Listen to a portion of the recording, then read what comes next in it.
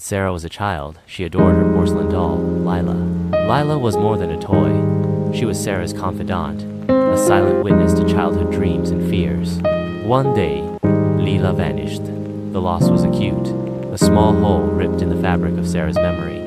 Years passed, the ache of Lila's absence fading into a hazy nostalgia. Then, Sarah inherited her childhood home, a sprawling Victorian with echoing hallways and a dusty attic. She moved in with her young daughter Emily, a bright, curious child who quickly took to exploring the old house. One evening, Emily bounded downstairs, clutching the porcelain doll. It was Lila. "Mommy," Emily declared, her eyes wide with wonder.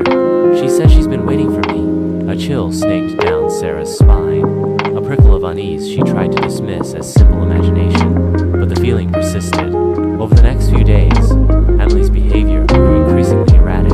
She spoke to Lila incessantly, her words slurred and strange, her gaze distant and unfocused. Emily refused food, her laughter echoing through the house, hollow and unsettling. Sarah's unease escalated into a full-blown panic. One night, the whispers started. Sarah heard Emily murmuring in her room, her voice barely audible above the creak of the old house. Cautiously, she opened the door. Lila sat on the bed, her porcelain face eerily illuminated by the moonlight. Her head turned slowly, her painted eyes fixing on Sarah. A sinister smile curved her lips, a grotesque parody of childhood innocence.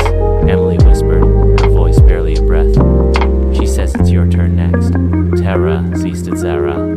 She snatched Lila from the bed, her heart hammering against her ribs. Memories flooded back a story her grandmother had told, a tale of binding evil spirits, of ancient rituals and protective symbols. Sarah raced to the attic, the musty air thick with the scent of forgotten things. She found what she sought, an old wooden chest, its surface intricately carved with symbols her grandmother had described, and a silver chain, tarnished with age, but still gleaming faintly.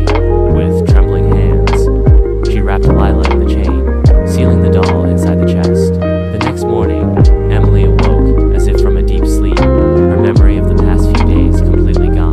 Sarah never spoke of the events of that week, the chilling encounter with Lila, and the unsettling influence she exerted on her daughter. She locked the chest in the attic, a silent sentinel guarding a dark secret. She warned Emily never to go near the attic, never to open the chest. Years later, watching Emily play happily in the garden, a sense of relief washed over Sarah. The doll was gone, banished to the shadows of the attic.